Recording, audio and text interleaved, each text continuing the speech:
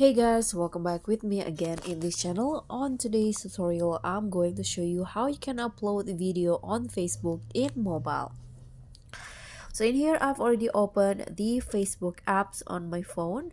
And if you want to upload a video on your Facebook post, you can just click on this first, what's on your mind at the top. And then here you can tap on this photo or video option and just select the videos that you want to upload. For example, here I'm going to find a video.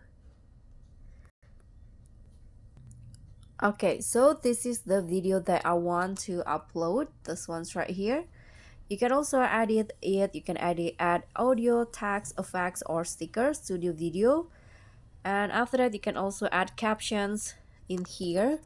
So for example, favorite place. And after that, you can just click on post at the top right corner. Now just wait until the posting is finished and your videos will be uploaded within seconds.